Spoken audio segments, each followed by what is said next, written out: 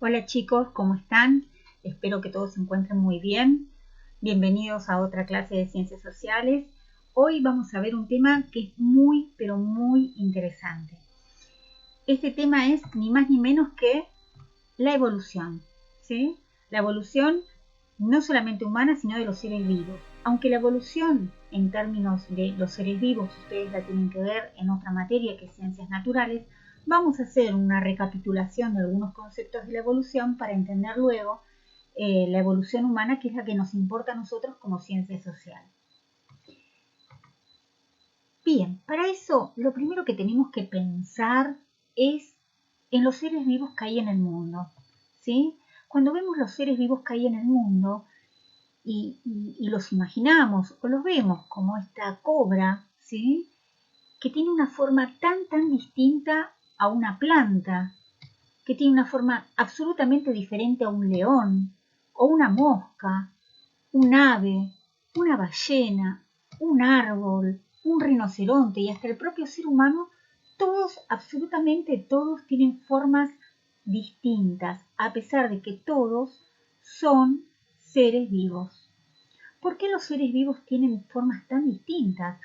Y esta pregunta es válida si pensamos que cuando se originó la vida en el planeta, se originó en el agua a partir de un organismo unicelular. Esto significa de un organismo que tenía una sola célula y que cuando se reproducía en otro organismo unicelular.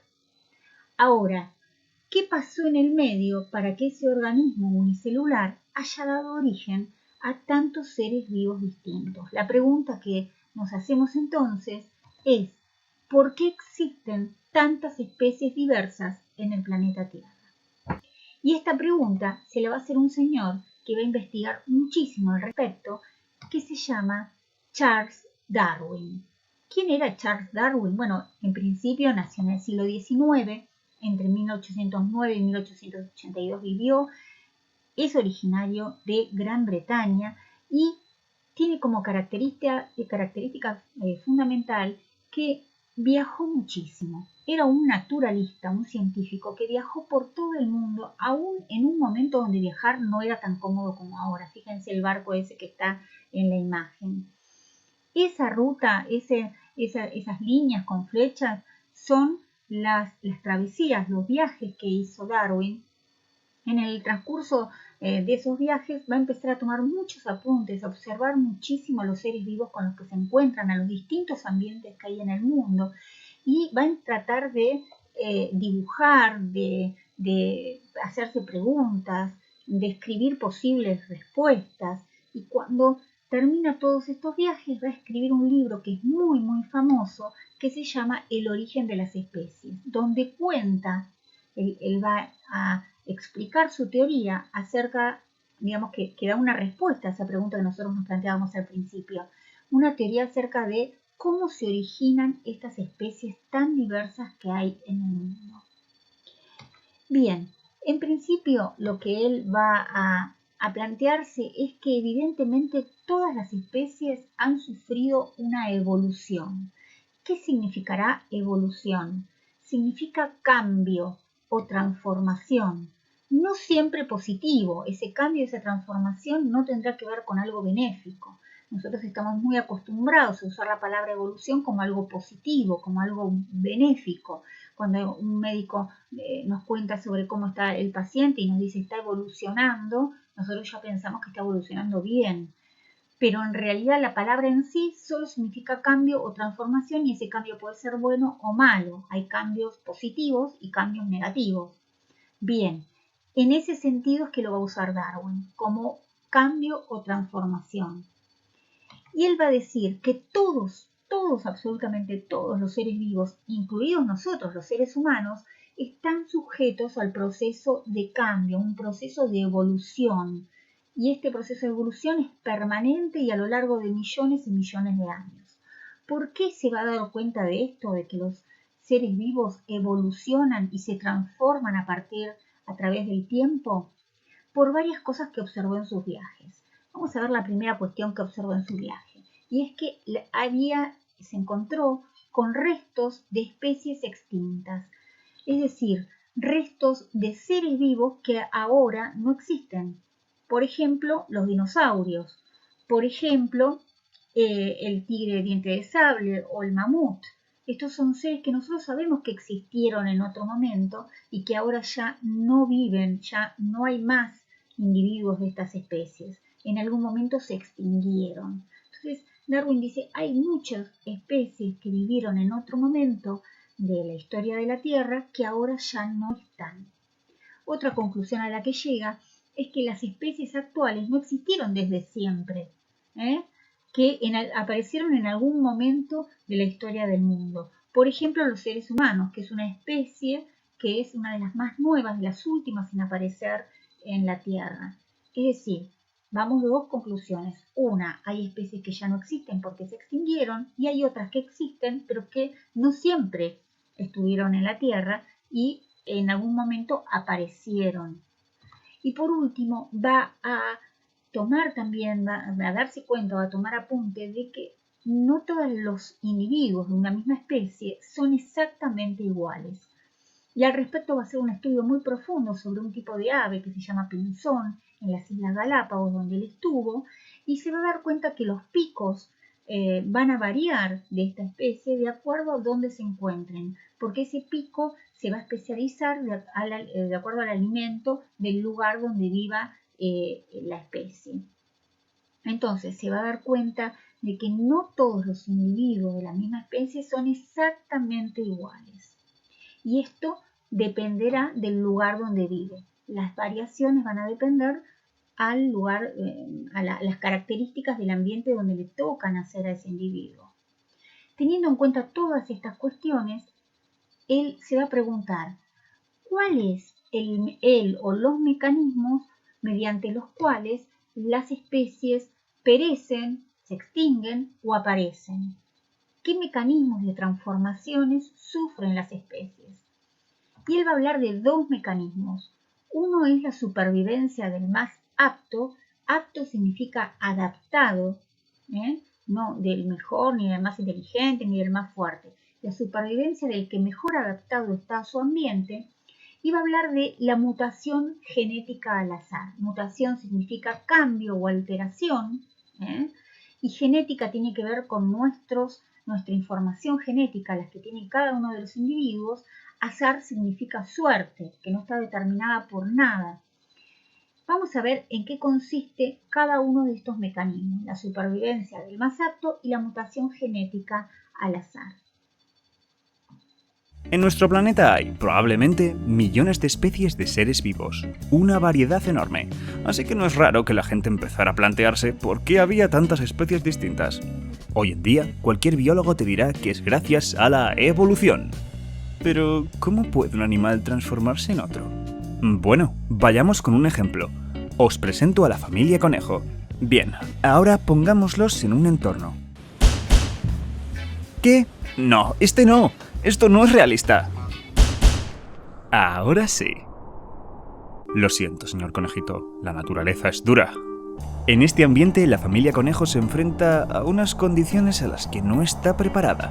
Soportar temperaturas muy frías y compartir territorio con unos amigos muy hambrientos. Pero no está todo perdido. Si papá y mamá hacen cosas de conejos, aparecerá una camada de conejitos. Los hijos suelen parecerse a los padres, por lo que es de esperar que estos conejitos tengan algunos de sus rasgos. Pero a veces las crías nacen con algunos rasgos extra que no tenían sus padres. Mutaciones. Tal vez sea algo como unas orejas más cortas, una mayor rapidez o un color de pelaje más claro, aunque la verdad es que pueden acabar siendo enfermedades mortales. Oh, vaya. Seamos realistas, muchas de estas crías morirán por el frío, por enfermedades o por sus depredadores. Pero fíjate, es el conejo de la piel más clara. Parece que es más difícil distinguirlo en la nieve. Aquí hay algo importante. No suele ser el más fuerte el que suele sobrevivir, sino que es el que mejor adaptado está a su medio. Tal vez seas más rápido que tus depredadores, o resistas mejor los parásitos, o simplemente sepas pasar desapercibido. Eso supone que puedes sobrevivir más tiempo, y tener más tiempo, entre otras cosas, supone más probabilidades de tener tus propios conejitos. A esta selección del mejor adaptado se la llama selección natural. Y aquí está la gracia, pues tus hijos puede que hereden algunos de tus rasgos, esos rasgos que te han permitido sobrevivir. Cuando combinas estas dos ideas, las mutaciones que tiene la descendencia más la selección natural, obtenemos el escenario perfecto. ¿Adivinas qué pasará? Los conejos con los peores rasgos acabarán reproduciéndose menos, por lo que cada vez hay menos conejos con esos rasgos. Sin embargo, los conejos de piel clara tienen ventaja y se reproducen mucho más que el resto. Así que es solo cuestión de tiempo que todos, o casi todos los conejos, acaben siendo de piel clara. Pero esto es un ciclo sin fin. De repente aparecerá un conejito con la piel más gruesa, lo que le permite guardar mejor el calor. Como esto es una ventaja frente a los otros, acabará reproduciéndose y su descendencia también con mayor probabilidad que el resto, hasta que solo haya conejos de piel gruesa. Ahora, si fuera posible cruzar a este último conejo con el que había al principio, observarías que no hay reproducción o que la cría no es fértil. Una especie de conejo ha surgido a partir de otra especie de conejo. ¡Evolución! Y si estás esperando que digamos que el hombre procede de un mono, como los que ves en el zoo, lo siento, pero no es del todo cierto. Los seres humanos, los monos del zoo y otros simios descendemos de un mono que existió hace millones de años. Los monos del zoo son en realidad unos primos cercanos. Ahí está. ¿Qué estamos diciendo cuando decimos supervivencia del más apto? Estamos hablando de las especies que sobreviven porque están mucho mejor adaptadas al medio ambiente en la que le tocó vivir. Vamos a dar un ejemplo. Por ejemplo, acá tenemos dos ambientes que ya vimos nosotros cuando vimos los ambientes, los biomas. ¿Cuáles son? Uno muy bien es el del desierto nival y el otro es el de la selva. También vimos que ahí en la selva vivían determinadas especies y en el desierto nival otras. Por ejemplo, el oso polar en el desierto nival o un mono tití en la selva. Sabemos que ellos viven en esos ambientes y no en otros, porque están absolutamente adaptados a ese lugar. El oso polar tiene ese pelaje tan grueso que lo protege de las extremas bajas temperaturas que hay en el desierto nival. Se alimenta de peces que pueden conseguir en ese lugar. Son de color blanco, lo que le permite camuflarse mejor con el color del lugar, de la nieve. El mono tití come gran variedad de frutas que encuentra en abundancia en la selva. Está muy capacitado para soportar altas temperaturas y además puede huir de los depredadores subiéndose con muchísima habilidad a los árboles. Esta adaptación del oso polar y del mono tití queda muy clara. Ahora yo les pregunto algo. ¿Qué pasaría si nosotros los cambiamos de ambiente? Llevamos al oso polar a la selva y al mono tití al desierto nival. Sí, es como si ya los estuviera escuchando. Seguramente no van a estar adaptados a esos ambientes. El mono tití va a sufrir muchísimo el frío, no va a encontrar frutos ni árboles donde subirse. Y el oso polar, con su color tan llamativo, va a llamar la atención de los depredadores, no va a encontrar su alimentación y va a sufrir muchísimo el calor. Por lo tanto, es muy probable que terminen pereciendo, que terminen muriendo, porque sobreviven las especies que están mejor adaptadas al medio ambiente y el oso polar no está adaptado a la selva ni el mono tití al desierto nival. Entonces, esta adaptación que se da a lo largo de millones de años no es algo que se plantee uno de manera consciente. No es que las aves dicen, bueno, vamos a tener determinado color, así no nos agarran los depredadores. No, esto se da como un proceso natural. Es una selección natural que se da a partir de un proceso que lleva muchísimo tiempo, en el cual puede darse dos cuestiones. O bien que nazcan individuos dentro de las especies que tienen alguna característica especial que lo ayude a adaptarse al ambiente donde vive, o al contrario, alguna característica que lo haga perecer, o que los ambientes cambien, porque los ambientes también tienen historia. No siempre hizo la misma temperatura en todos lados, no siempre hubo las mismas especies. Fíjense el caso de los dinosaurios. Se dice que se extinguieron hace cientos de millones de años porque hubo un meteorito que impactó en la Tierra y eso provocó un cambio en la vegetación. Ellos, la mayoría eran vegetarianos, aunque nos queda en la memoria el Velociraptor de Jurassic Park, la mayoría eran vegetarianos, así que se quedaron sin su alimentación y terminaron extinguiéndose.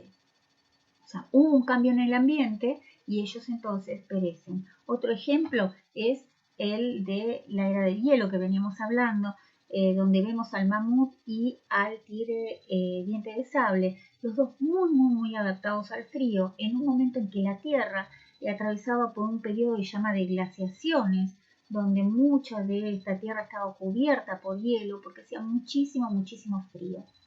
Estos animales estaban muy adaptados a ese frío, pero ese frío empezó a ascender la temperatura, a desaparecer el frío y a dar lugar al calor. Cuando esto sucede, aparecen nuevas especies, otras vegetación, y ellos van a terminar extinguiéndose porque ni van a encontrar su alimentación ni les va a servir más esa extrema adaptación que tenían al frío que había en el planeta. Entonces hay una selección natural, ya sea porque el ambiente cambia o porque hay individuos que nacen con determinadas características que lo ayudan a estar mejor adaptados al medio o al contrario, o los perjudican, en ese caso perecen. Vamos a ver otro videito donde nos explica un poquitito más esta cuestión. ¿Qué significa selección natural? Firma Federico. Muchas especies han aparecido y desaparecido a lo largo de la historia de la Tierra. Por ejemplo, ya no hay dinosaurios. Del mismo modo, cuando los dinosaurios habitaban la Tierra, no había gente todavía. Bueno, así es como funciona la selección natural. Claro, pero antes quiero contarte una historia. En el siglo XIX, un científico llamado Charles Darwin emprendió una expedición histórica a las Islas Galápagos y notó algo extraño en las aves que encontró. En cada isla había una especie diferente de pinzón, todas muy parecidas entre sí, pero con picos radicalmente distintos. En las islas donde había muchos árboles frutales, los pinzones tenían picos largos para poder arrancar y comerse la fruta. En las islas donde había muchos insectos, los pinzones tenían picos finos capaces de recoger un solo insecto. Y así sucesivamente. Entonces Darwin se puso a pensar. Con el tiempo concluyó que era muy probable que todos los pinzones provinieran de un mismo ancestro común y que se hubieran especializado para adaptarse a su ambiente. Fin. Te lo explico, pero tienes que entender algunas cosas primero. La vida no siempre es fácil. Los seres vivos siempre tienen que competir por los recursos naturales. Hasta en el medio ambiente más agradable puede faltar comida, agua o incluso espacio. Y muchas plantas y animales tienen que protegerse contra otros que se los puedan comer. Todas estas situaciones se llaman presiones ambientales. ¿Vas entendiendo? Ahora bien, en cualquier población dada de plantas o animales, siempre hay variaciones. Observa una familia y verás de qué estoy hablando. Nadie es exactamente igual. Sí, claro, con excepción de los gemelos. Algunas variaciones llamadas mutaciones pueden pasar de padres a hijos. La causa de estas mutaciones pueden ser errores que ocurren cuando el ADN se copia a sí mismo o influencias externas como la radiación o las sustancias químicas. Entonces, ¿qué tienen que ver las mutaciones con las presiones ambientales? Bien, imagínate un arrecife de coral en cuya cercanía viven unos pececitos verdes. Por ahí también anda un pez grande al que le gusta comerse los pececitos. Como en cualquier población de animales, los peces verdes tienen sus mutaciones. Algunas mutaciones no son tan buenas. Otras mutaciones, en cambio, pueden ser favorables. Un pez del mismo color del arrecife es más difícil de detectar. Por lo tanto, es más difícil que se lo coman. Tiene más oportunidad de vivir el tiempo suficiente para reproducirse. Si éste le pasa sus colores a su descendencia, después de un tiempo toda la población será del mismo color del arrecife, mientras que los peces de color más vivo estarán más propensos a la presión de ser comidos que ejerce el medio ambiente. Este sistema de selección natural se llama a veces la supervivencia del más fuerte, y es la fuerza impulsora de la teoría de la evolución. Estos cambios son lentos, a veces tardan millones de años. Aún así, es difícil dejar de notar la selección natural. Tan solo observa la variedad de vida que hay en la Tierra causada por las diferentes presiones ambientales. Una clara consecuencia de la teoría de la evolución es que todas las formas de vida terrestre están interconectadas. Algunos científicos afirman que si escoges dos seres vivos y retrocedes lo suficiente en el tiempo, descubrirás que tienen un ancestro común, igual que los pinzones de Darwin. En su libro El origen de las especies, Charles Darwin compara la casi interminable complejidad de la vida en la Tierra con un árbol gigantesco. Algunas ramas no sobreviven y se caen, extinguiéndose. Otras ramas sí sobreviven y se convierten en árboles por derecho propio, contribuyendo a la sorprendente diversidad de la vida. Bueno, en resumidas cuentas, nosotros descendemos de un organismo unicelular. Nosotros, cuando digo nosotros, me refiero a todos los seres vivos, a todos, incluidos a los seres humanos. Estamos emparentados, somos primos lejanos con todos los seres vivos, incluso con los vegetales, aunque algunos son más cercanos que otros. Los que más se parecen al ser humano son los que de alguna manera tenemos parientes o tenemos ancestros en común más cercanos en el tiempo, como por ejemplo los gorilas o los chimpancés. También existen otras especies que están emparentadas y nosotros nos damos cuenta tan solo con verlos. Por ejemplo, el gato con otros felinos como el león, el leopardo, o el caballo con la cebra, o el perro con el lobo o el zorro. Ellos que mantienen esos parecidos, como nosotros con los gorilas o con los chimpancés, no significa que uno descienda del otro, sino que son parientes cercanos, tienen un ancestro en común más cercano que con otro ser de otra especie. Bien, entonces es muy importante entender que los seres humanos también están sujetos al proceso de evolución, es decir, nos transformamos, cambiamos. Y en ese sentido tenemos que decir que en la actualidad existe una sola especie de ser humano, que es el Homo sapiens. ¿Qué significa Homo sapiens? Significa hombre que piensa. También se lo traduce como hombre sabio. Ahora bien, hace mucho tiempo atrás hubo más de una especie de ser humano. Hubo varias especies humanas en este planeta.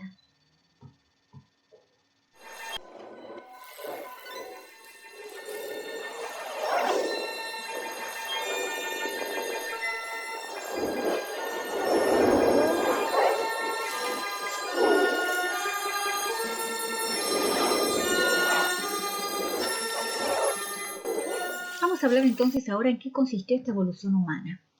Quiero que presten mucha atención porque hay algunas cuestiones que se dan por sobreentendida y no suelen ser tan así. En principio vamos a decir en qué momento se desarrolló esta evolución humana. ¿Recuerdan esta línea de tiempo que nosotros vimos en la clase de historia, del concepto de historia? Bueno, nosotros habíamos separado el tiempo pasado en prehistoria e historia, y la prehistoria comienza cuando aparece el primer ser humano hace 2,5 millones de años. Bueno, ahí comienza el proceso de hominización.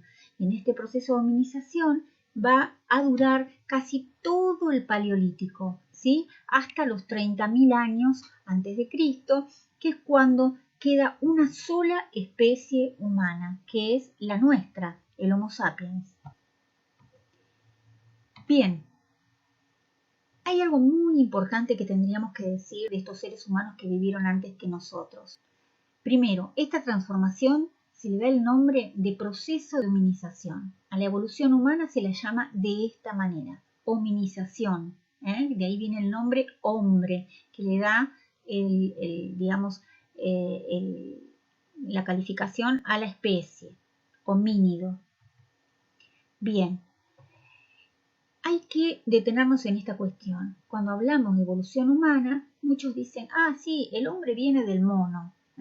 No, eso es incorrecto. El hombre no desciende del mono. Sí tenemos un ancestro en común, tenemos un parentesco cercano, pero esto no significa que en algún momento de la historia algún chimpancé tuvo un hijo que fue un ser humano. No, esto no pasa de esta manera. La evolución no se da de esta forma.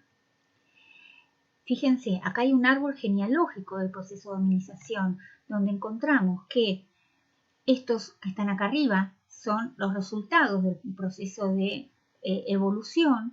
Algunos, acá hace 14 o 15 millones de años, existió un antepasado que no era ni un mono ni era un humano, ninguna de las dos cosas. Es un ser vivo que tenía un poco de los dos y que ya no vive, que se extinguió, pero en algún momento un grupo de sus descendientes a lo largo de millones de años tenía ciertas características que se fueron acentuando y fueron dando lugar a distintas especies, entre ellos el ser humano. Fíjense que compartimos ese ancestro común con otros monos. Ahora, tenemos un ancestro en común mucho más cercano con el chimpancé, ¿sí? Y tenemos acá otra especie que es bonobo, el gorila de montaña, el gorila de tierras bajas. Fíjense que ahí ya tenemos como un parentesco de 10 millones de años donde también existió un antepasado que no era ni una cosa ni otra que dio lugar a estas especies. Y si nos vamos a remontar hace 6 millones de años, también existe un antepasado en común que nos emparenta aún más cercanamente con el bonobo y el chimpancé común. Son nuestros familiares más cercanos. Eso no significa que el hombre descienda del mono, sino que tiene un ancestro en común, como un tatarabuelo de una especie que no era ni una cosa ni la otra, pero su descendencia a lo largo de millones de años se fue transformando en las especies que aparecen en este lugar, entre ellas la especie humana.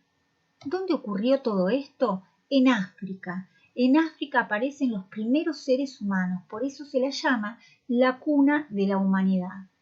Ahí es donde aparecen los seres humanos. Bien, volvamos a esta cueva prehistórica y vamos a empezar con el primer antepasado del ser humano, que no es un homínido, no es un ser humano, no es de la especie humana, pero lo tenemos que nombrar porque pertenece a la especie prehomínida y se llamaba Australopithecus, un nombre muy extraño, tiene una H ahí en el medio, pero vamos a aclarar ese nombre. ¿Qué significa Australopithecus? Australo significa sur, Pithecus mono. ¿Por qué? Porque la mayor parte de los restos de este ser vivo lo encontraron los antropólogos en Etiopía, Kenia, pero sobre todo en Tanzania, más al sur de África. Bien, ¿qué características tenía este Australopithecus? Bueno, en principio surgió de una antigüedad aproximada de 3 millones y medio de años. Es un prehomínido. Su altura era muy baja, no medía más de 1,20 m y pesaba, tiene una capacidad craneana muy pequeña, 400 a 500 centímetros cúbicos. El ser humano común tiene más de 1000 y no pesaba más de entre 30 y 50 kilos, porque era muy pequeño. Estaba su cuerpo cubierto de vellos, mucho más parecido en este sentido a los simios, que tienen mucho vello en todo el cuerpo. ¿Qué comían? Fundamentalmente eran vegetarianos, comían vegetales, aunque había dos especies, una que comía vegetales, que era el Australopithecus robustus, y había otra especie que se llamaba Australopithecus africanus, que solía comer también algo de carne, no porque la cazara, sino porque la rapiñaba, es decir, eran carroñeros, como las aves que encuentran algún animal muerto en el camino y se comen los restos. No fabricaban armas, pero sí usaban palos o piedras para defenderse. Entonces es el Australopithecus. Más cercano en el tiempo existió otra especie humana que es, ahí lo tenemos, el Homo habilis. ¿Qué significa Homo habilis? Este sí es un ser humano, Este es el primero que existió en el mundo. Y este Homo habilis significa Homo hombre, habilis habilidoso. Ahora vamos a ver por qué era habilidoso. Vivió más o menos en los mismos lugares donde se encontró el Australopithecus, sobre todo en Tanzania se encontraron también muchos de sus restos. Y vivió hace 2,5 millones de años. Es el primer homínido. ¿Vieron que cuando nosotros decimos empieza la historia? Bueno, va a empezar la historia con el Homo habilis, que es el primer ser humano que aparece en el planeta Tierra. ¿Cuánto mide este homínido? También es bastante bajo, aunque un poco más alto que el Australopithecus, 1,50 m. Más o menos la capacidad craneana era parecida al Australopithecus, 500 a 800 centímetros cúbicos. ¿Por qué hablamos de capacidad craneana? Porque es importante, porque dentro de esa capacidad es lo que puede alojar un cerebro más o menos grande. Cuanto más grande uno tenga el cerebro, más posibilidad de pensar, de ser un ser inteligente. Bien, el Homo habilis tenía un cerebro pequeño, lo sabemos por la capacidad craneana que tiene, y más o menos pesaba lo mismo que un Australopithecus. También tenía gran cantidad de vello en su pelo, en su cuerpo, perdón, y comía, era carroñero, no cazaba, sino que también comía los animales muertos que encontraba en su camino. Y se llama habilis o habilidoso porque fue el primer ser capaz de construir una herramienta, es decir, de tomar un elemento natural, golpearlo y fabricar una herramienta, un objeto artificial. Esa piedra que está ahí parece que fue una piedra cualquiera, pero no lo es porque es una piedra que está golpeada. ¿Para qué? Para sacarle filo. Y entonces con ese filo, generalmente se llamaba raspadora esta herramienta, lo usaban para sacarle la piel a los animales que encontraban muertos o para cortar la carne de ese animal que encontraban muerto. Lo hacían golpeando una piedra contra la otra. Esa era la manera que tenían los Homo habilis para lograr sus primeras herramientas. Más cercanos en el tiempo, más adelante, va a surgir otra especie de homínido que es el Homo erectus. ¿Por qué se llamaba así? Bueno, Homo ya sabemos que significa hombre, y acá dice habilis y es incorrecto, debería decir erectus, que significa erguido, ¿sí? ¿Por qué erguido? Porque las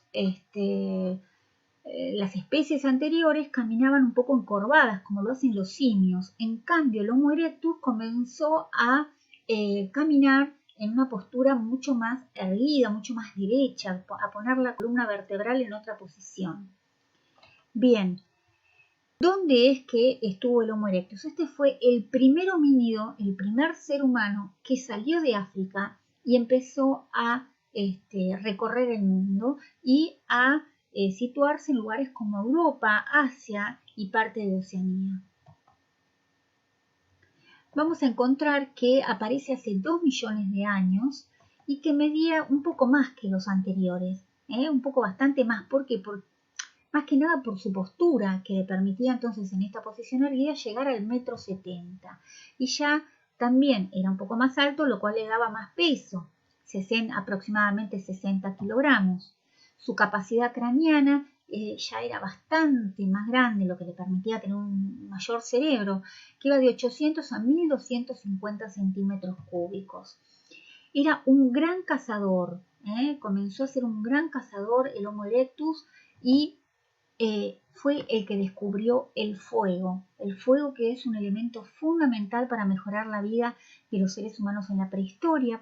Una de las razones era no solamente porque daba calor, era la primera estufa de la humanidad, sino también porque permitió cocer las carnes que cazaba el Homo erectus y entonces al estar cocida la carne es más blanda y podía ser consumida por niños y mayores, que es la población más vulnerable y que podía estar entonces, gracias al fuego, mejor alimentada. Y otra cosa que pasaba, aunque ellos no lo sabían, era que morían muchas de las bacterias que tiene la carne cruda, lo cual los protegió de muchas enfermedades sin saber que esto era lo que hacía el fuego. Vamos ahora a otra especie humana que existió hace bastante tiempo, que fue el Homo neandertal, un poco más acá, un poco más moderno. Homo significa hombre, neandertal se refiere a un lugar, es el valle de Neandertal, por eso como fue encontrado ahí sus restos es que tomó ese nombre. Era el hombre del valle del Neandertal que se encuentra en ese lugar del mapita que estamos viendo. Ahí es donde aparecen los restos de este especial ser humano. Y digo especial porque era un ser humano que estaba muy, muy, muy adaptado al frío. Vivió hace 250.000 años en un momento donde existían temperaturas muy, muy bajas en la Tierra. Tienen menos vello, fíjense, que sus predecesores y es un poco más bajo, 1,60 m, pero pesa mucho más. ¿Por qué? Porque al estar adaptado al frío era mucho más compacto su cuerpo, era mucho más morrudo. Entonces era no tan alto, pero sí mucho más ancho, no gordo, digamos más ancho. ¿Por qué? Porque comían muchos alimentos con mucha energía para soportar el frío. Su capacidad craneana iba de 1100 a 1900 centímetros cúbicos, lo que le permitía alojar un cerebro realmente muy importante, similar al Homo sapiens moderno. Él era un experto cazador, sobre todo de grandes animales, ¿sí? Los neandertal cazaban los mamuts, que eran, fíjense el tamaño en esta figura, del mamut y de los seres humanos. Daba mucho miedo poder cazarlos, pero ellos inventaban algunas estrategias para poder ultimarlo, como por ejemplo hacerlos caer en trampas o ahuyentarlos con el fuego. Una innovación también de esta especie humana fue que fueron los primeros en enterrar a sus muertos. Esto significaba que ellos tenían alguna creencia religiosa y creían que el cuerpo había que protegerlo porque seguramente el ser que ya no estaba se estaba transportando hacia otro lugar y iba a necesitar ese cuerpo. Entonces trataban de preservarlo para que las aves de rapiña no se lo comieran y pudiera entonces poder hacer ese tránsito al más allá. Por otro lado, fíjense, este monstruo terrible que es el Yeti, el hombre de las nieves, en realidad es una leyenda que se basó en este Homo neandertal, porque en su momento cuando se encontraron sus huesos eran tan pesados y tan grandes que se creía que era un hombre gigantesco que había existido en la prehistoria. No era tan gigantesco, al contrario, era más bajo, era así bastante morrudo, y algunos creían que había sobrevivido alguno de sus individuos, habían sobrevivido en los lugares fríos y al día se hicieron muchas películas mostrando que ese ser ahuyentaba a los Homo sapiens modernos. En realidad no era tan gigante, o Pie Grande también, ¿no? La leyenda de Pie Grande se va a inspirar en este Homo neandertal, el cual no queda ningún individuo, así que no tengan ningún miedo al respecto. Y por último estamos nosotros, los Homo sapiens, ¿sí? Que significa Homo sapiens, ya lo dijimos, lo repetimos, significa hombre sabio o que piensa. Y es el primer ser humano que va a distribuirse en todo el mundo. Fíjense, esas flechitas lo muestran saliendo de África y poblando casi todo el mundo. Bien, cuando aparece hace 200.000 años y ya va a medir promedio 1,70 m, aproximadamente 70 kilos va a pesar y una capacidad craneana entre 1200 a 1850 centímetros cúbicos que le permite alojar un cerebro lo suficientemente grande como para usarlo, para reflexionar, para pensar.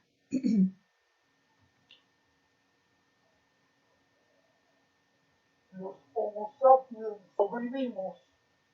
Éramos mejores cazadores, teníamos mejores herramientas y podíamos hablar. Esa es la gran diferencia del ser, del Homo sapiens, ¿sí? Del ser humano moderno. Tenía, a diferencia de todas las demás especies, lenguaje. Y justamente este lenguaje es muy importante porque le permite comunicarse con el otro, le permite advertir de peligros al otro y le permite también transmitir conocimiento, transmitir cultura. Y esto lo que es una estrategia muy, muy importante que le va a dar ventaja sobre el resto de las especies que existieron y le va a permitir que hace 30.000 años atrás sea la única especie que finalmente pueda estar mejor adaptada al ambiente y sobrevivir. Entonces, repasando, ¿qué especies existieron? Bueno, existieron más. Nosotros vamos a nombrar estas porque, digamos, para no hacernos tanto lío, pero estas son las más conocidas. El Australopithecus, que es el más antiguo, es un prehomínido y entre los homínidos tenemos el Homo habilis, el Homo erectus, el Homo neandertal y el Homo sapiens. Fíjense la diferencia que hay en altura, la diferencia que hay con el vello corporal, cada vez menos tiene vello corporal, las caras, que de caras muy simiescas se van transformando porque todo lo que es el hocico va a desaparecer. Y una diferencia también importante es la capacidad craneana. Los últimos dos especies, Homo neanderthal y Homo sapiens, tienen una capacidad craneana muy superior al resto, que le va a permitir alojar un cerebro mayor y por lo tanto tener más capacidad de reflexión y usar esa capacidad de reflexión como medio de vida, como estrategia de supervivencia. Además, las herramientas, ¿no? Sabíamos que el Australopithecus no podía fabricarlas, usaba lo que encontraba en el camino, pero ya el Homo habilis puede hacer raspadores, van a ir mejorando esas herramientas. Fíjense, el Homo erectus, que era un gran cazador, comienza a hacer puntas de flecha o hachas, en el caso del Neandertal, y lanzas, que va a permitir mejor cacería el Homo sapiens. Bien. Entonces, ¿cuáles son las estrategias de supervivencia que permitió el éxito del Homo sapiens por sobre el resto de los homínidos? ¿Qué es lo que lo hizo diferente? Bueno, en principio el bipedismo en realidad lo compartió con todos los homínidos, todos fueron bípedos y esta es una ventaja que tuvieron todos. ¿Por qué fue una ventaja? Porque si bien existen otros animales que caminan sobre sus dos piernas, fue el único que usa las dos piernas como mecanismo de locomoción principal, porque si nosotros vemos al canguro, en realidad no camina, salta, o las aves como el pingüino nada, otras aves en realidad tampoco caminan, sino que su medio de locomoción, es decir, su forma de transportarse en el mundo es volando, y el hombre sería el único que usa realmente sus piernas como un exclusivo mecanismo de locomoción. ¿Y qué le permitió esto de erguirse sobre sus dos piernas? Bueno, en la sabana africana, que es donde evolucionó el ser humano, pudo entonces tener la suficiente altura que le permitió observar a lo lejos si venía algún depredador que pudiera comportar un peligro. Pero además, el hecho de estar parados sobre sus dos piernas le permitió usar sus otras dos extremidades, que antes las usaban, los cuadrúpedos las usan también para la locomoción, ahora le van a quedar libres las manos y las van a usar para transportar objetos y para construir objetos. Por otro lado, es verdad que el bipedismo, que es este medio de locomoción que hace que un ser vivo se transporte sobre sus dos miembros inferiores, pierda velocidad frente a los cuadrúpedos, que son siempre más veloces. ¿Qué otra característica sumada a esta le permitió al ser humano sobrevivir? La fabricación de herramientas, que es algo que comparte con el Homo habilis en adelante. La fabricación de herramientas que le va a permitir procurarse vestidos para protegerse de la intemperie o incluso algunas chozas construidas y armas para defenderse no solo de los animales sino de otros seres humanos o de otros homínidos. Bien, por otro lado tenemos un cerebro cada vez más grande. Esto lo va a compartir solo con el Homo neanderthal. El cerebro más grande, ¿qué le va a permitir? Le va a permitir tener ideas, es decir, planificar, pensar, no esperar que el peligro lo ataque, sino estar siempre planeando antes, proyectando antes de que ocurran las cosas. Y esto le va a dar una estrategia de supervivencia muy superior a otros seres vivos y a otros homínidos también.